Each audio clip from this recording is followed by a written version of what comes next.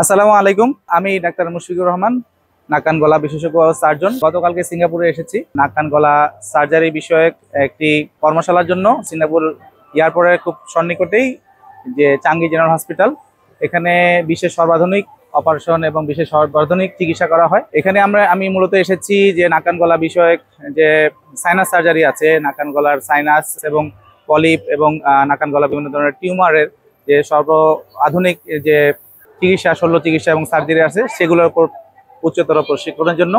তো যাই হোক, আমরা আজকে ছোট্ট করে আলোচনা করব যে নাক কান গলা সমস্যার মধ্যে একটি কমন সমস্যা, যেটা হচ্ছে আমাদের সাইনাসের সমস্যা। অনেকের এই মাথা ব্যথা করে, সর্দি ঠান্ডা সবসময় লেগে থাকে। সেটা নিয়ে আজকে একটু আলোচনা করব কিভাবে ঘরোয়া পদ্ধতিতে কয়েকটা নিয়ম কানুন মেনে চললে আমরা এই নাকের সাইনাস সর্দি থেকে রেহাই পেতে পারি। এর মধ্যে নাম্বার 1 যে ঘরোয়া টিপসটা আছে সেটা হচ্ছে একটু গরম পানির ভাপ নেওয়া। পানি ফুটিয়ে 4-5 মিনিট ফুটানোর পরে যে গরম পানি যে বাষ্পটা বের হয়, এইটা একটু তাওয়াল দিয়ে ভাপ নেওয়া, অথবা 2-3 দ্বারা যদি এর মাঝে গরম পানির মাঝে যদি মেন্থল দিতে পারেন, সেই মেন্থলটা দিয়ে গরম পানির ভাপটা নেওয়া। এইটাতে হলে যেটা হয় যে আমাদের যে নাকের ভিতরে যে সাইনাস থাকে এবং নাকের ভিতরে যে মিউকাসা থাকে, সেগুলা ডিকনজেশন হয়। আমাদের সাইনাসের যে রাস্তাগুলা, ড্রেন করার রাস্তাগুলা পরিষ্কার হয়, এবং এর থেকে নিয়মিত 2-3 বার করলে কিন্তু আমরা এই সাইনাস সমস্যা থেকে মুক্তি পেতে পারি। 2 নাম্বার আমি বলবো যে নাজাল ডুশিং বা নাক ওয়াশ কিভাবে করে। এটা হচ্ছে হালকা কুসুম গরম পানির মধ্যে 2 চামচ লবণ দিয়ে যে মিশ্রণটা হয়, সেই মিশ্রণটা আপনি নাকে টানবেন, হাত দিয়ে নাকে টানবেন, নাক দিয়ে টানবেন, মুখ দিয়ে আসবে।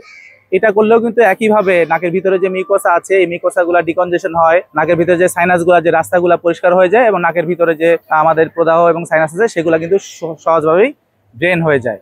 তো এই পানিটা নেওয়ার আমরা নিজেরাও নিতে পারি হাত দিয়ে, অথবা একটা পদ্ধতি আছে, নাজাল ওয়াশের একটা ডিভাইস আছে। এই ডিভাইসের মধ্যে স্যালাইন অথবা এই যে মিশ্রণটা নিয়ে, অথবা নর্মাল স্যালাইন নিয়ে এক নাকে দিবেন, আরেক নাক দিয়ে বের হয়ে আসবে।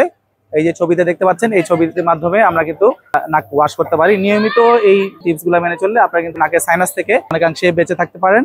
আরেকটা হচ্ছে নাক ঝাড়া। নাকে যখন সর্দি জমে নাক রেগুলার ঝাড়তে হবে ওষুধের পাশাপাশি।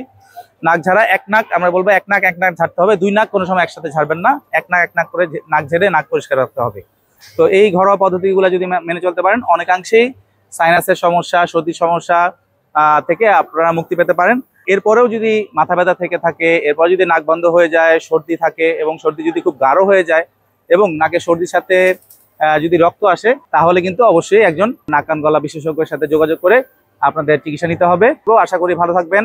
আবারও নতুন নতুন স্বাস্থ্য বিষয়ক, নাক কান গলা বিষয়ক টিপস নিয়ে আপনাদের সামনে আসবো। সেই পর্যন্ত সুস্থ থাকুন, আর আমাদের চ্যানেলে সাবস্ক্রাইব করে লাইক বাটনে চাপ দিয়ে রাখুন, যাতে আরো নতুন নতুন ভিডিও আপনারা পেতে পারেন।